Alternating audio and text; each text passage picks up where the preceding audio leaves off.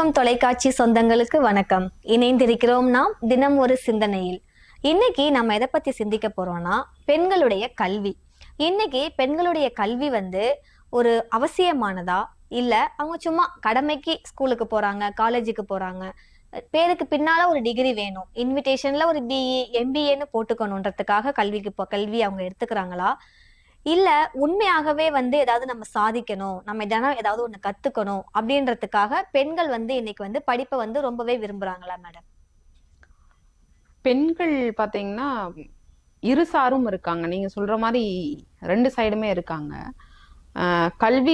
கல்விதான் வாழ்க்கைன்னு எடுத்துட்டு இருக்கக்கூடியவங்களும் இருக்காங்க. கல்வி ஒரு பார்ட் ஆஃப் லைஃப் அப்படின்னு சும்மா ஒரு டிகிரி நீங்க சொல்ற மாதிரி கல்யாணத்துக்கு பத்திரிகையில பேருக்கு பின்னாடி போடுற மாதிரியும் இருக்காங்க. பெண்கள்னு சரியா கிடையாது, எல்லாருமே ஆண்களும் அந்த மாதிரி இருக்காங்க. இப்போ அது கல்வி இது முக்கியமா ஒரு எக்ஸாம்பிள் சொல்லணும்னா, பேருக்கு பின்னாடி வெறும் டிகிரி மட்டும் வாங்கணும்னு படிக்கக்கூடியவர்கள் வெகு சிலர் இப்ப இருக்க சிச்சுவேஷன்ல.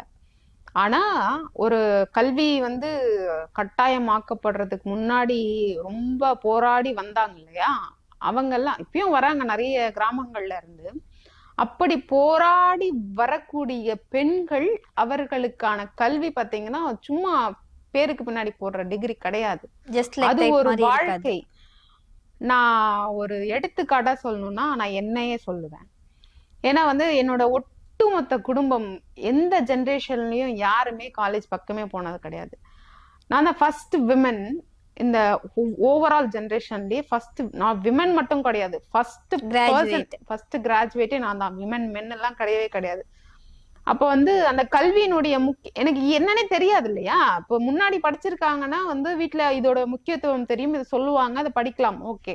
ப்ராப்பரா கைட் பண்ண பர்சன் இல்ல, இது படிக்கலாம், இது எடுத்தா நல்லா இருக்கும், ஒரு ஆப்பர்ச்சுனிட்டி இருக்கும், அந்த மாதிரி சொல்றதுக்கு கைட் பண்றதுக்கு ஃபேமிலில படிச்சவங்க அது மாதிரி இல்ல. இன்கேஸ் இருந்திருந்தா நம்ம இன்னும் கொஞ்சம் பெட்டரா வந்திருக்கலாம். பட் ஸ்டில் எனக்கு இருந்தது ஒரே ஒரு விஷயம், கல்வி வாழ்க்கைய மாத்தும். என்னெல்லாம் தெரியாது, எப்படி எல்லாம் தெரியாது. அதனால எதை படிச்சா வரும், ஆனா படிக்கணும், படிக்கிறது மட்டும்தான் குறிக்கோள். எப்படி படிக்கிறோம், யாருக்கிட்ட என்ன எப்படியாச்சும் ஒண்ணு படிச்சிடணும், அது மட்டும்தான். அது நான் டாக்டர் தான் படிக்கணும் இருந்துச்சு, எல்லாருக்கும் இருக்கிற மாதிரி டாக்டர் படிக்கணும், கலெக்டர் படிக்கணும், எல்லா ஆசையும் இருக்கும். ஒரு கட்டத்துக்கு மேல எனக்கு படிச்சா போதும், டிகிரி படிச்சா போதும், அவ்வளவுதான். பேசிக் டிகிரி தான். நான் ரொம்ப அதாவது குழந்தை திருமணம் பண்ணி இருக்கக்கூடிய இடத்துல இருந்து தப்பிச்சு தப்பிக்கலன்னா சண்டை போட்டு அழுது அங்க இருந்து கடந்து வந்தாச்சு.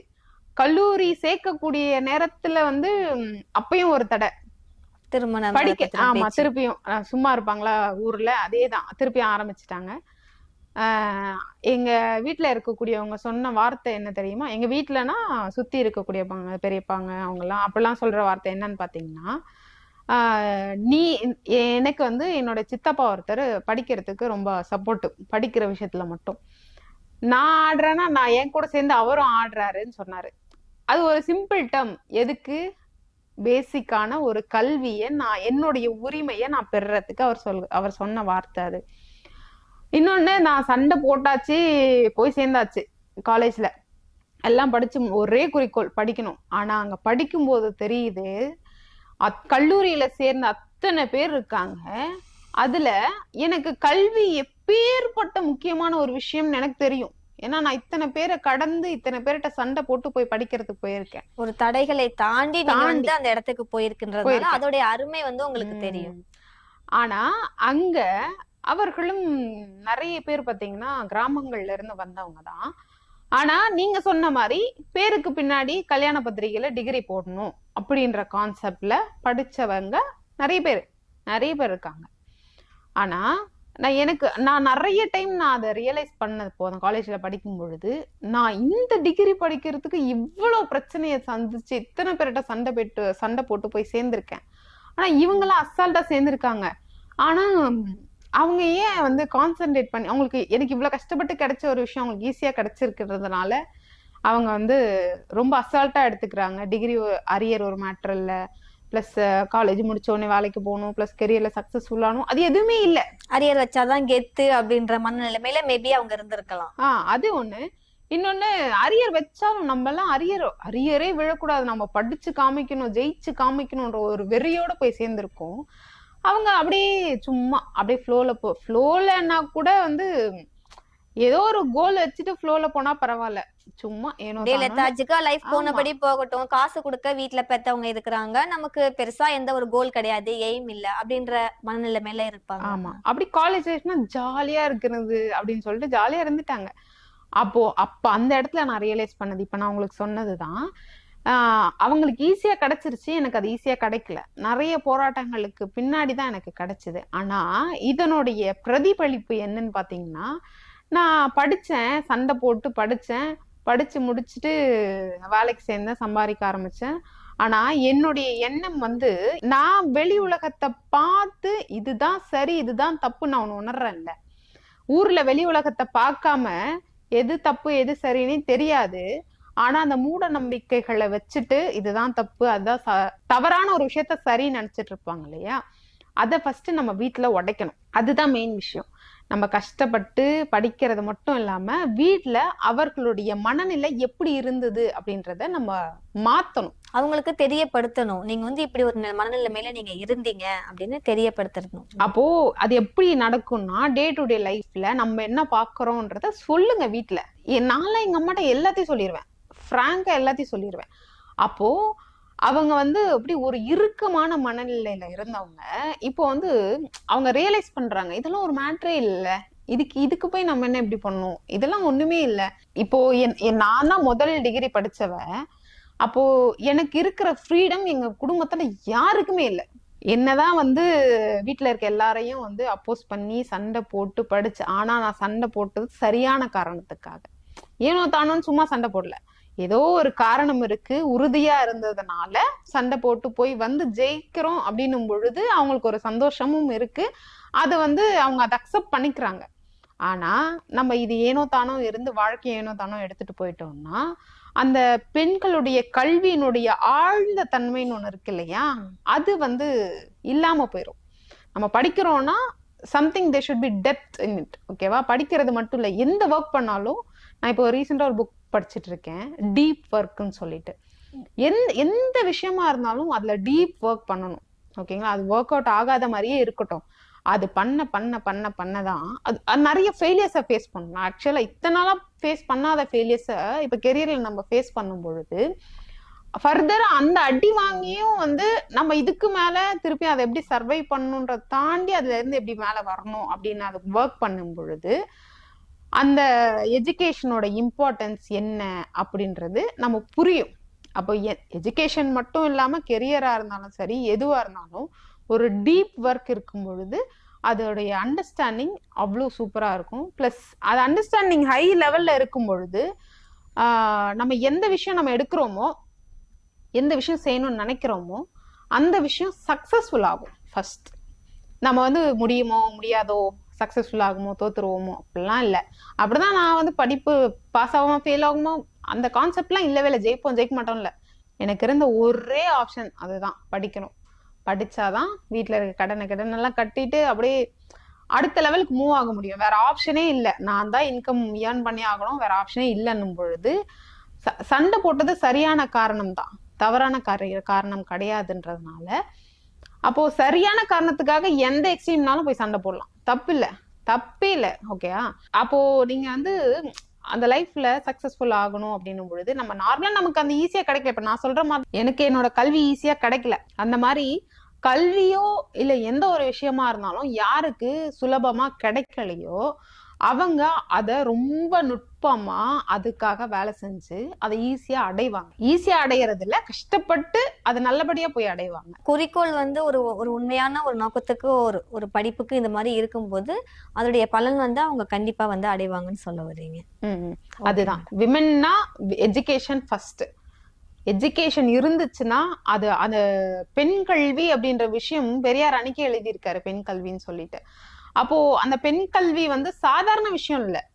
ஓகேங்களா, ஒரு ஒட்டுமொத்த அந்த ஒரு பெண் படிச்சா ஒரு ஒட்டுமொத்த குடும்பமே படிச்ச மாதிரி அந்த தலைமுறையே மாறிடும் எல்லாம். அதெல்லாம் உண்மைதான்.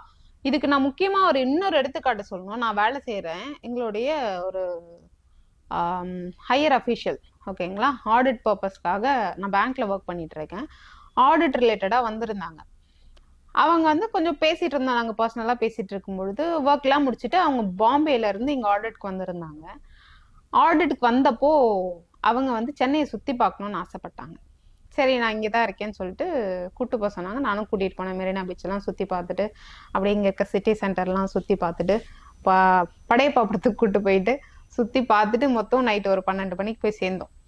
அப்போ நான் அவங்க கூட அந்த டிராவல் பண்ண அந்த 3 மணி நேரம் 4 மணி நேரம் நான் அவங்கள கவனிச்சது என்னன்னா, அவங்க ஒரு ரீஜனல் ஹெட், மும்பையோட ரீஜனல் ஹெட். அவங்க குழந்தைக்கு நாளைக்கு எக்ஸாம், சரிங்களா. அவங்க ஹஸ்பண்ட் வீட்டுல தான் இருக்காரு, பிசினஸ் பண்றாரு அவரும். பிளஸ் அவரு அன்னைக்கு வீட்டுல தான் இருக்காரு. அவங்க பாம்பேல இருந்து ஆடிட் பர்பஸ்க்காக சென்னைக்கு வந்திருக்காங்க. என் கூட நாங்க பைக்ல தான் சுத்திட்டு இருந்தோம். அப்போ பைக்ல வரும்பொழுது அவங்க பொண்ணு டவுட் கேக்குது, நாளைக்கு எக்ஸாம் சொல்லிட்டு கால்ல பதில் சொல்லிட்டே வராங்க, சொல்லி கொடுத்துட்டே வராங்க. அப்போ பெண்களுடைய கல்வி ஏன் முக்கியமானதுன்னு எடுத்துக்கிட்டீங்கன்னா, அவள் மற்றவங்களுடைய கல்வியையும் பெருசா எடுத்துக்கிறா. அதுவே ஒரு ஆணும் படிச்சவர் தானே, படிச்சுட்டு தானே பிசினஸ் பண்றாரு, நல்லா அவருக்கும் திறமை இருக்குல்ல, அவரும் சொல்லி தரலாம்ல.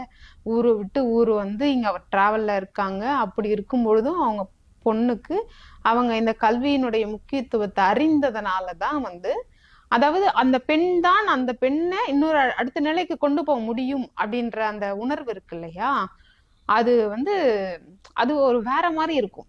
ஒரு பெண்ணுக்கு வந்து கல்வி இருந்தா அடுத்த தலைமுறைக்கு ஒரு வழிகாட்டியாவும் நம்ம வந்து இருக்கலாம், அவங்களுக்கு தேவையான ஒரு வாழ்க்கை நெறிமுறைகளையும் நம்ம வந்து சொல்லி கொடுக்கலாம் அப்படின்னு சொல்றேன். அவங்களே இன்னொரு வார்த்தை சொன்னாங்க. நம்ம எனக்கு ஆபீஸ்ல அன்னைக்குன்னு பார்த்து ஒரு டிஸ்கம்ஃபர்ட். அதுக்கு அவங்க சொன்னது வந்து, we have to build power in ourselves. அதாவது நம்ம வந்து இப்ப இருக்க ரோல் மேட்டர் கிடையாது. இன்னைக்கு இவர் வந்து ரிப்போர்ட்டிங், இவர் ஹையர் அபிஷியல் மேட்டர் கிடையாது. நாளைக்கு நம்ம எங்க இருக்க போறோம் அப்படின்றது நம்ம இன்னைக்கு ஒர்க் பண்றதை வச்சுதான் டிசைட் ஆகும். பிளஸ் நம்மளுடைய வார்த்தைகளுக்கு அங்க மதிப்பு அதிகமாகணும். அப்போ நமக்குள்ள அந்த பவரை பில்ட் பண்ணணும் அப்படின்ற ஒரு எக்ஸாம்பிள் அவங்க சொன்னாங்க.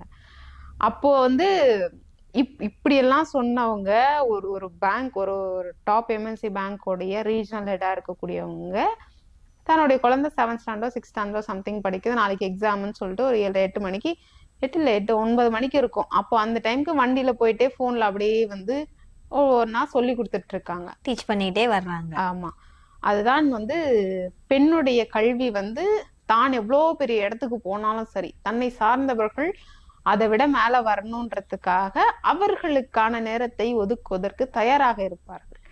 அப்போ பெண் கல்வி ஒட்டுமொத்த சமூகத்தையும் மாற்றும், கண்டிப்பா மாற்றும். ஒரு பொதுமொழி ஒண்ணு சொல்லுவாங்க, தலை குனிந்து படித்தால் தலை நிமிர்ந்து வாழலாம் அப்படின்னு. நீங்க சொன்ன எடுத்துக்காட்டுல இருந்து எல்லாமே தெரியுது. இணைந்திருக்கிறோம் நாம் தினம் ஒரு சிந்தனையில். நம்மளோட இணைஞ்சிருக்கிறாங்க சிவசங்கரி மேடம். இவங்க ஒரு ஆர்ஜே, பட்டிமன்ற பேச்சாளர் மற்றும் தமிழ் உணர்வாளர். ஓகே மேடம், நம்ம இன்னைக்கு பெண் கல்வியோடைய முக்கியத்துவத்தை பத்தி நிறையவே வந்து சுவாரஸ்யமா சிந்திச்சிருக்கோம். நாளைக்கு தினம் ஒரு சிந்தனை நிகழ்ச்சியில நம்ம எதை பத்தி சிந்திக்கலாம்? நாளைக்கு நம்ம bold women versus soft cornered women, அதை பார்க்கலாம். ஓகே, ரொம்பவே ஒரு அருமையான டாபிக். தொடர்ந்து இணைந்திருங்கள் மதிமுகம் தொலைக்காட்சியோடு. நாளை தினம் ஒரு சிந்தனையில் நாங்க வந்து உங்களை மீட் பண்றோம். நன்றி.